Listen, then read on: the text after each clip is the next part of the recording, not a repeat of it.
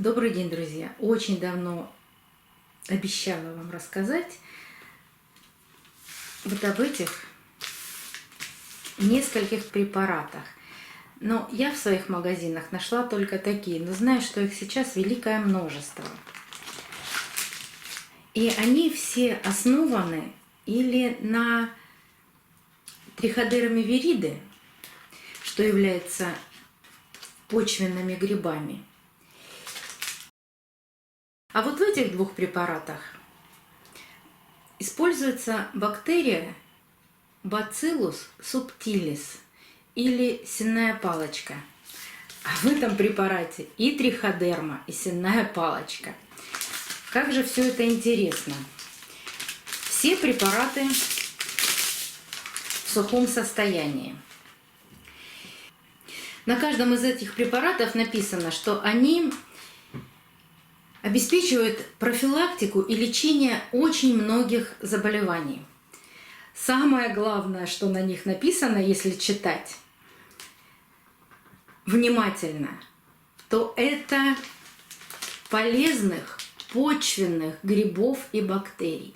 То есть эти все препараты в основном созданы для почвы. Что такое почва? Почва – это верхний плодородный слой земли.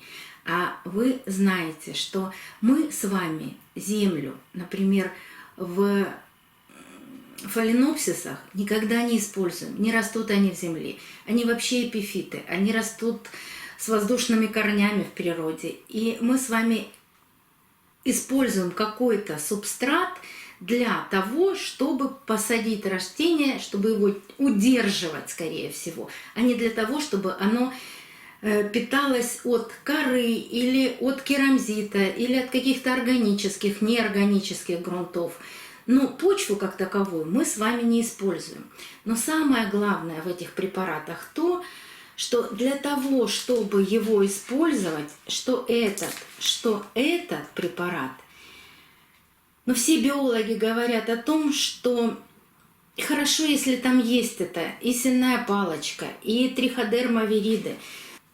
И работая в почве, триходерма, если она там действительно есть, если она живая, она разлагает какие-то элементы почвы, высвобождая для растений нужные для растения микроэлементы. Но вот вся беда в том, что очень многие говорят, что здесь практически этого ничего нет. И очень многие биологи сходятся на том, что это пустышки. Но самое еще важное, что засыпая сухой препарат, вот помимо того, что давайте не будем говорить о том, что это пустышка, давайте будем говорить о том, что тут миллионы этих бактерий и грибов, и они действительно, если мы в сухом виде засыпем их в какую-то нашу орхидею, пусть то будет керамзит, как многие делают, я присыпаю основание орхидеи. Вот это вообще бесполезно. То есть в сухом виде это вообще не работает.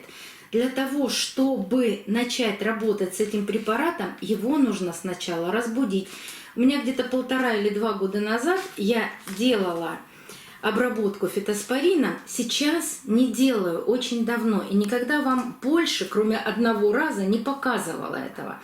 Но даже в том видео я говорила, что нужно развести его сначала в воде, и чтобы он постоял час. А вот сейчас, читая и слушая настоящих биологов, которые говорят о том, что если здесь присутствует и есть сенная палочка действительно, то может пройти до 5 дней для того, чтобы эта сенная палочка ожила, если она действительно там есть. Вот повторяюсь, но простите, тут надо понять, что если она действительно там есть, чтобы она ожила и начала работать.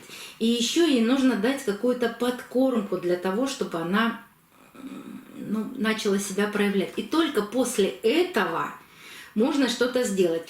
То есть проходит до 5 дней, чтобы она заработала. Да, если у вас, например, растения находятся все время в каком-то влажном состоянии, вот вы засыпали, потом через 10 дней ее полили, потом она через 10 дней начала работать, прошло какое-то огромное количество времени, и если вы хотели как-то помочь растению от каких-то грибковых заболеваний, привнеся вот это в почву, то пройдет 20 дней. За 20 дней у вас просто это растение может погибнуть. Но даже если вы не навредили, у вас не было там никаких заболеваний в этом растении, то если та среда, в которую вы внесли этот споробактерин, оказалась для него хорошей, и он там был, и начало что-то работать, то пройдет не менее 20 дней, пока эти споры заработают. Просто нужно это все понимать. Примерно то же самое и с микоризой. Но если на этих препаратах написано, какие там бактерии, какой это штамм, что приблизительно с ними сделать. Но биологи рассказывают, что не так, как написано на упаковочках, надо это делать. Сейчас я вам расскажу, кто об этом очень хорошо и правильно рассказывает. То с микоризой еще сложнее.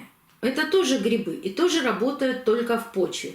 Но здесь даже в составе написано, что это просто микроорганизмы. Какие микроорганизмы? Вообще непонятно. Ну, заработают они у вас, не заработают. Как их правильно развести? То есть здесь всегда написано: разведите в воде, пролейте почву. И если в почве создадутся хорошие условия, то они начнут работать. Если плохие условия, значит вы потратили свои деньги зря, развели и ничего не получили. Но вы об этом тоже в принципе не узнаете. Так вот, есть замечательный канал, о котором я уже не раз говорила, который ведет Иван Русских. Канал про цветок. И я вам очень рекомендую посмотреть этот канал. Причем он рассказывает о триходерме. Вот он взял пакетик в чашке Петри, попытался прорастить и сказал, что чистая пустышка. Еще одно видео у него есть, когда он опять триходерму в чашке Петри пытался разбудить, будем говорить простым языком, разбудить. Но к триходерме пришли 2 других плесневых грибка, которые подавили триходерму. А может быть, там и не было триходермы. Вот очень часто говорят биологи о том, что когда запускаете триходерму, вот эти 2 других грибка подавляют. А полезно это. Вот представьте, 2 плесневых грибка, которые подавляют триходерму. Ведь в природе все взаимосвязано. Если есть кто-то хороший, то обязательно есть кто-то плохой. Кто кого съест и выдавит. Это симбиоз. Наши с вами горшки орхидей, они тоже не стерильные, в них тоже что-то живет. И вот представьте, ваша орхидея прекрасно себя чувствует, растет, цветет, и вдруг вам захотелось туда добавить вот какой-нибудь споробактерин. Вы нарушили ей вот эту экосистему, которая создалась у вас уже в горшке. А кто там кого съест или кто кого выдавит, вы не знаете. А потом: ой, да что-то у моей орхидеи какая-то гниль появилась. Я же туда засыпала споробактерин, там же хорошие бактерии. А эти хорошие бактерии, тут же на них пришел другой грибок, который их съедает и ими питается, и вы получили совершенно другой результат. Поэтому вот об этом препарате очень хорошо Иван рассказывает. Я вам прямо такие ссылки оставлю, с которыми можно, но это будет все под видео. Под видео. Он прямо рассказывает, как разбудить этот препарат, как сделать эту сенную палочку, чтобы она работала. Именно живая уже палочка. И есть у него замечательные исследования по триходерме, вот этим другим 2 грибкам, которые могут поселиться. Поэтому моя рекомендация: никогда не сыпьте в свои горшки что-то, чего вы не знаете. Сначала посмотрите биологов, настоящих биологов, которые очень правильно, доходчиво рассказывают, что может быть, чего не может быть, что может приключиться дальше с растением. Но имейте в виду, что это все для почвы. Делайте выводы естественно, сами. Если вы хотите делать эксперименты на своих растениях, ну почему не делать? Обязательно делайте. Хочется вам узнать, как работают эти препараты на ваших орхидеях. Может быть, действительно вам попадется такой препарат, в котором есть эти сухие бактерии, и вы их сможете запустить. И они помогут вашим орхидеям. Но я не экспериментирую. Потому что я посмотрела Ивана, поняла, что это чаще всего, это вот стриходерма, это чаще всего пустышки. Здесь триходерма и сенная палочка. А это я за 1,5 года сделала выводы сама. Ну, типа, если она пустышка, то не поможет и не повредит. А если ее... Ну, то есть она не запустилась через час. Вы опустили туда корни, а ничего не произошло. Ну, то есть вы не навредили. Ну, этим все сказано. Это тот же самый препарат, вот что фитоспорин, что это. Одинаковые там, одинаковая сенная палочка, просто какой-то штамм разный. Ну, написано, по крайней мере, так. А как уж они там разные или не разные, но знайте, что если вы засыпали сухое, это ничего не значит. Будет он работать, не будет. Мы с вами не узнаем. Иван рассказывает про этот препарат, что вот в этом препарате практически ничего нет. И он разводит и делает раствор. Есть такой же точный препарат, но выпускается в виде пасты. И у него получилось через сутки, он эту пасту запустил работать, и появились какие-то сенные палочки. И только через 5 дней действительно вся поверхность заросла этой сенной палочкой. Вот тогда это работает. А так, в сухом состоянии, это практически не работает. Поэтому я не буду экспериментировать на своих растениях. Хотела вам показать, засыпать, а потом, опять же, подумала, зачем? Зачем я буду нарушать экосистему в горшках, когда они у меня и так растут, цветут, никаких грибов у них нет. И даже вот моя любимая парфюмерная фабрика, которую мы с вами разбирали, у нее в горшке росли настоящие грибы, и которые ее угнетали. После того, как мы разобрали все это, убрали у нее грибы, она сейчас прекрасно растет. У нее 2 маленьких цветоносика, ароматит на всю квартиру.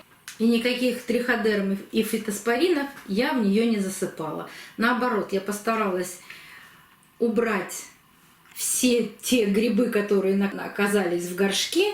Я обработала корни Максимом. То есть помогла ей справиться с этими грибковыми всеми спорами, наоборот, их убрать. Вот простой пример. И не обязательно применять, ну, все, что выпускает наша промышленность. Вот, ну, стараются засыпать все подряд, и то, и другое, и 5-е, и 10-е, дабы нашей орхидее чем-то помочь. Но самое главное правило – не помочь, а не навредить. Ну, на этой оптимистической ноте пройдите обязательно по ссылкам, посмотрите. Очень полезное видео вам оставлю.